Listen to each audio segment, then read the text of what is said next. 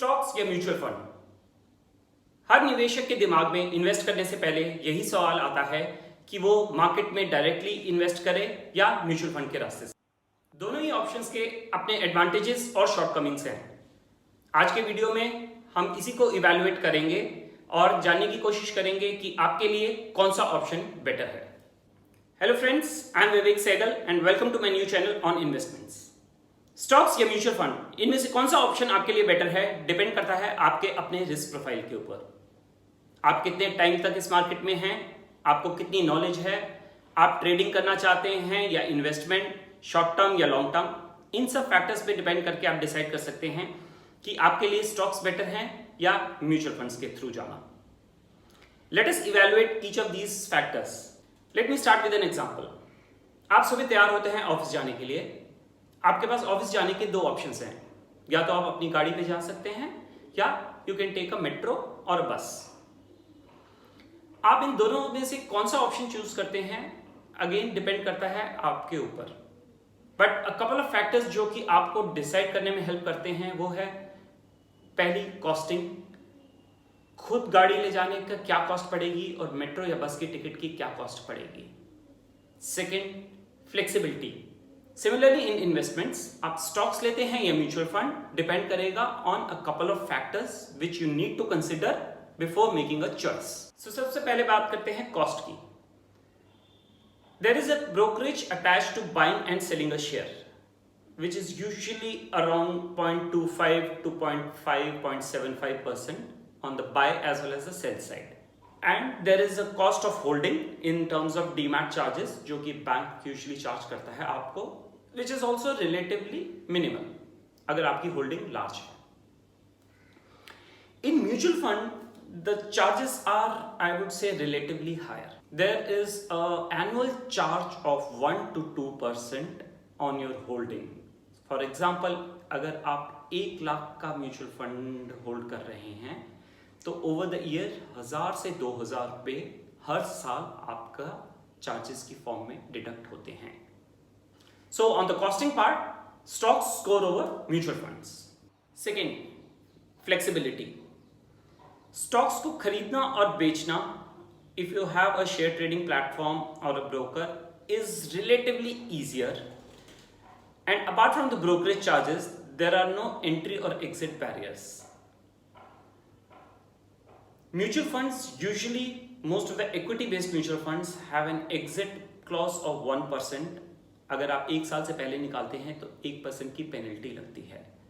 तो in terms of flexibility also, I would say stocks score over mutual funds. Third, knowledge of investments. Stocks खरीदने के 2 तरीके हैं। पहला है आप CNBC देखें या आपको आपका ब्रोकर कॉल करके या कोई फ्रेंड बता दे कि ये शेयर खरीद। But a better way is जब आप खुद रिसर्च करके स्टॉक के उसको खरीदें। स्टॉक खरीदने से पहले आपको पता होना चाहिए कि आप कौन सी कंपनी में इन्वेस्ट कर रहे हैं, वो कौन से सेक्टर में वर्क करती है, उस सेक्टर में इस टाइम पे क्या चल रहा है। फॉर एग्जाम्पल, एयरलाइन सेक्टर में अगर एक कंपनी काम कर रही है तो एयरलाइन सेक्टर नीचे जा रहा है कि हालत खराब है, तो probably the airline stock will also not be insulated. अगर banking is going through a rough phase तो bank stock will also fall. तो सिर्फ स्टॉक की नॉलेज होना जरूरी नहीं है, वो किस सेक्टर बिलोंग करता है, उसकी क्या हालत है, ओवरऑल इंडियन इकोनॉमी की कैसी चल रही है, वर्ल्ड इकोनॉमी कैसी चल रही है, क्योंकि आज की डेट में सब कुछ, सारी इकोनॉमीज इंटरलिंक्ड हैं। ये सब नॉलेज होना बहुत जरूरी है। अगर आप ये सब नॉलेज रखते हैं, आपके पास टाइम और एक्सपर्टीज हैं to research all the stocks, then it is advisable कि आप स्टॉक्स में डायरेक्टली इन्वेस्ट करें।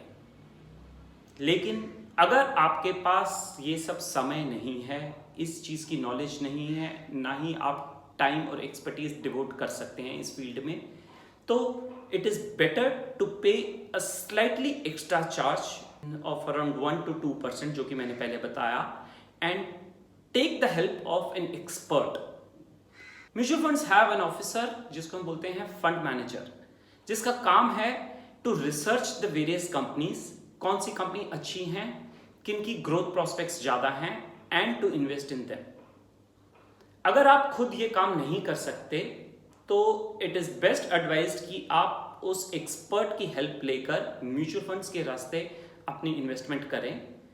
Even though it might work out to be slightly expensive, but आपको that extra cost will outweigh the benefit. चौथा, amount of investments.